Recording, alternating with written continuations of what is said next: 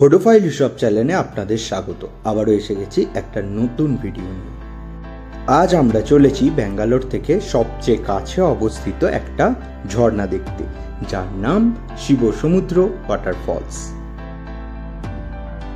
ব্যাঙ্গালোর থেকে ওয়াটারফলসটির দূরত্ব প্রায় 140 কিলোমিটার হওয়ায় আমরা ভোর ভোর বেরিয়ে পড়লাম ওয়াটারফলসের উদ্দেশ্যে। ঠিক করলাম যে পথে যেতে যেতেই কোথাও দাঁড়িয়ে ব্রেকফাস্টটা সেরে নেব। রামনগর পেরিয়ে আমরা প্রথমে চান্নাপাট্টা পৌঁছালাম। সেখানে চা আর ইডলি দিয়ে আমাদের ব্রেকফাস্ট করার পরে আমরা আবার আমাদের যাত্রা শুরু করলাম। দেখুন কেমন কথা বলতে বলতেই আমরা পৌঁছে গেলাম ওয়াটারফলসের ভিউ পয়েন্টের দিকে। সব ঘোরার জায়গার মতো মনোরঞ্জনের জন্য এখানেও রয়েছে বিভিন্ন রকম মুখরোচক খাবার আর ঘোড়ায় চড়া। ওয়াটারফলসটি কাবেরী নদীর ওপরে অবস্থিত।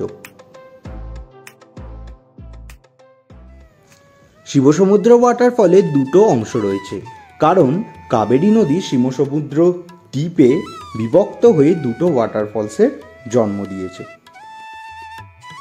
পূর্ব শাখাটি তৈরি করেছে ভাড়াচাক্কি ফলস এবং পশ্চিম শাখাটি তৈরি করেছে গগনাচাক্কি ফলস। এই দুটো ফলসের মধ্যে দূরত্ব প্রায় 20 কিলোমিটার। আমরা রয়েছি গগনাচাক্কি ওয়াটারফলসে, কারণ এই ঝর্ণাটি বেশি সুন্দর, যার উচ্চতা 90 মিটার প্রায়। অন্যদিকে ভাড়াচাক্কি ওয়াটারফলসের উচ্চতা 70 মিটার প্রায়। শিবসমুদ্র দ্বীপটি কাবেরী নদীর ওপর অবস্থিত চতুর্থ বৃহত্তম দ্বীপ। এই বছরে কাবেরী নদীর ওপর কম বৃষ্টি হওয়ার কারণে জল কিন্তু ওয়াটারফলসে অনেকটাই কম রয়েছে। আপনারা ইন্টারনেটে নাম দিয়ে সার্চ করলে দেখতে পাবেন আসলে এই ওয়াটারফলসে ঠিক কতটা জল থাকে আর এটাকে কতটা সুন্দর দেখায়। তবে ওয়াটারফলস দেখতে এসে কিন্তু আপনারা এই বাঁদরের দেখা অবশ্যই পাবেন। এরা কিন্তু আপনাদেরকে খুব বেশিভাবেই বিরক্ত করবে, আপনাদের খাবার টানবে, আপনাদের জলের বোতল টানবে। পারলে ওদেরকে আপনারা কিছু কিনে দেবেন যদি আপনাদের মনে হয়, কারণ স্বামী বিবেকানন্দ বলেছিলেন জীব সেবা মানে ঈশ্বর সেবা। দয়া করে খাবার দাবার খেয়ে প্লাস্টিক, জলের বোতল এখানে সেখানে ফেলবেন না। ওখানে নির্দিষ্ট জায়গা আছে, দয়া করে সেখানেই ফেলবেন, কারণ এখানে বাঁদরগুলো ওইগুলো ভুল করে খেয়ে ওদেরই শরীর খারাপ করবে। এত সুন্দর প্রাকৃতিক সৌন্দর্য দেখার জন্যই এত দূরে ঘুরতে আসা। এই ঝর্ণার দৃশ্য দেখে আমাদের ছন্দের জাদুকর সত্যেন্দ্রনাথ দত্তের একটা কবিতার কথা বেশ মনে পড়ে যায়, যেটা আমরা ছোটবেলায় পড়েছিলাম।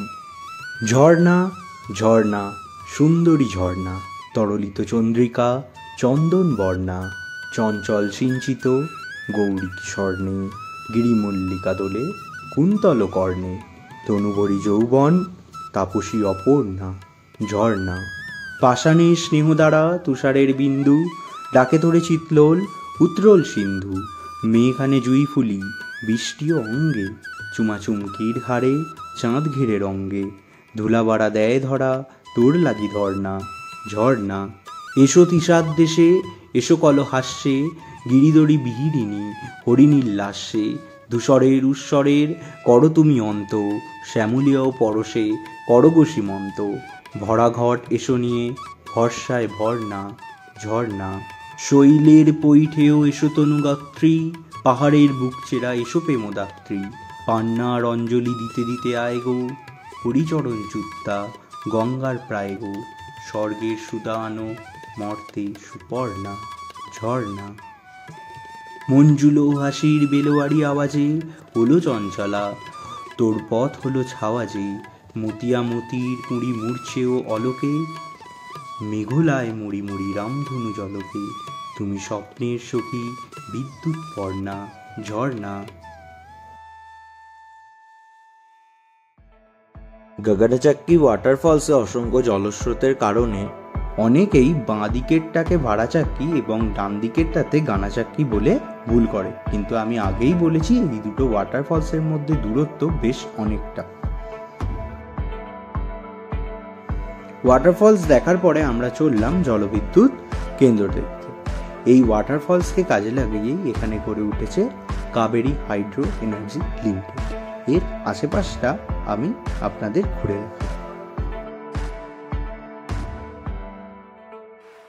ভেতরে অনেক ছোট ছোট কোয়ার্টার রয়েছে, যেগুলো দেখতে সত্যিই খুবই সুন্দর, এবং গাছ দিয়ে আর সুন্দর রাস্তা দিয়ে ভেতরটা খুবই সুন্দরভাবে সাজানো।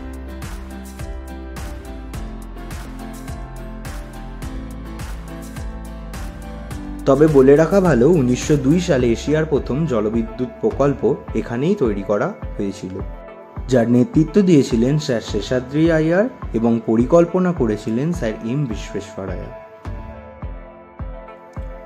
এইরকম রৌদ্রোজ্জ্বল দিনে বাইক নিয়ে ঘুরতে সত্যিই খুব ভালো লাগে।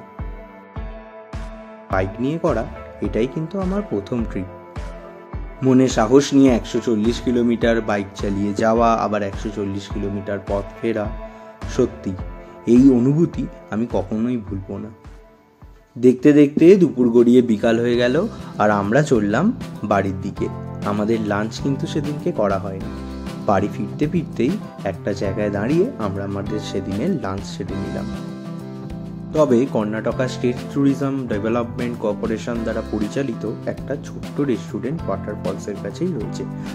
আপনারা চাইলে ওখানেই আপনাদের লাঞ্চটা সেরে ফেলতে পারেন।